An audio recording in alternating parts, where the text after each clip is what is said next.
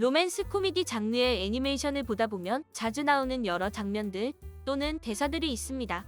한국과는 문화가 다른 부분이 있어 모르고 보다 보면 의아한 부분들이 꽤나 있는데요. 그래서 오늘은 한국에는 없는 애니 속 일본 문화에 대해 알아보려 합니다. 첫 번째로 이름을 부르는 것에 대한 문화입니다. 한국에선 김철수라는 이름을 가진 사람을 부를 때 처음 보는 사람이든 친한 친구든 똑같이 철수라고 부릅니다. 물론 철수씨, 철수야 등 부르는 방법은 다르겠지만 어쨌든 이름인 철수를 부릅니다. 하지만 일본에서는 호시노 아이라는 사람을 부를 때 친한 친구이거나 연인 사이 같은 관계가 아니라면 대체로 호시노라고 부르지 아이라고 부르지 않습니다. 이름을 부른다는 것은 꽤나 특별한 관계라는 것을 의미하며 특히나 이성 간에 그것도 처음 보는 사이에 이름으로 부른다면 사실상 고백이나 마찬가지로 받아들이는 것도 그런 이유입니다. 그렇기에 이름을 불렀을 뿐인데 얼굴을 붉히는 장면이 자주 보이는 것이죠.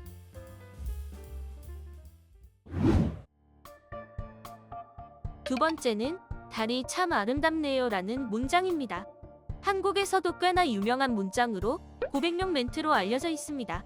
이는 나스메 소세키라는 일본의 유명한 소설가가 외국의 한 문헌을 번역하던 중 I love you라는 단어를 보고 일본어로 옮기기에 적합한 단어를 찾지 못했고 일본인이 나 부끄럽게 이런 말을 직설적으로 할 것 같지 않다며 달이 참 아름답네요 정도로 옮겨두었다는 설이 있지만 실제로 나스메 소세키는 그런 언급을 하지 않았다는 이야기도 있습니다. 아무튼 이렇게 내려온 일화가 지금까지 이어져 일본의 전반에 퍼져버린 문화가 되어버립니다. 2017년 달이 아름답다라는 애니메이션도 이 일화에서 제목을 따왔으며 오등분의 신부 2기 2화 7개의 작별 제1장에서 이츠키가 후타로에게 오늘 달이 참 아름답네요 라고 하자 후타로는 역시 넌 좀 더 공부해야겠다 라며 한숨을 내쉬는 에피소드도 있을 정도로 달이 참 아름답네요 라는 문장은 일본 문화의 전반에 퍼져 있습니다. 세 번째론 졸업식 날 교복의 두 번째 단추를 주고받는 문화입니다. 대체로 남학생이 주는 입장이 되며 이를 받는 여학생은 그 남학생과 이어진다는 하나의 클리셰입니다. 심장과 가까운 두 번째 단추를 주는 것이 자신의 마음을 주는 것과 같다는 의미를 내포하고 있기에 남학생 입장에선 사실상 고백을 하는 것입니다. 내 마음의 위험한 녀석 10화라에서 평소 야마다에게 관심이 있던 양아치 선배가 졸업식을 마치고 야마다에게 두 번째 단추를 건네는 장면이 나옵니다. 이에 야마다는 이치카와가 자신에게 준 아키타, 게타로를 손에 꼭 쥐며 좋아하는 사람이 있다며 고백을 거절하는 에피소드도 있습니다. 네 번째는 매일 아침 너가 만들어준 된장국을 먹고 싶어라는 문장입니다. 남성이 여성에게 결혼하자는 의미로 하는 말이며 한국에 내 아를 낳아도 또는 1989년 노래인 변진섭의 희망사항 속 김치볶음밥을 잘 만드는 여자와 비슷한 맥락이라 볼 수 있죠.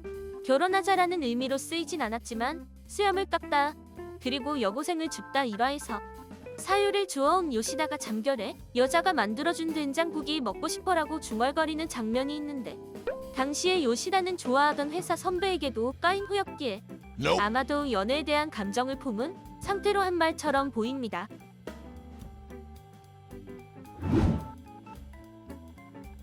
마지막으로 나츠마츠리입니다. 축제야 한국에도 있는 거 아니야?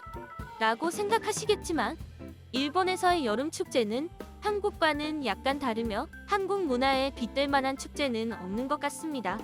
전통적인 색채가 강하며 주로 신사 주변에서 축제가 열리며 연등 행사, 불꽃놀이 등 다양한 이벤트가 존재해 로맨스 장르의 애니나 드라마에서 자주 등장하며 대부분 이 행사를 기점으로 고백을 하거나 사이가 급속도로 좋아지는 계기가 되곤 합니다. 앞서 언급했던 애니메이션 대부분에서 등장하며 장난을 잘 치는 타카기양 2기 12화에서는 애니 속 다양한 커플들이 둘이서 데이트를 하는 장면도 나올 정도로 애니메이션 속 나츠마츠리는 하나의 연인 간의 특별한 축제라고 볼 수 있습니다.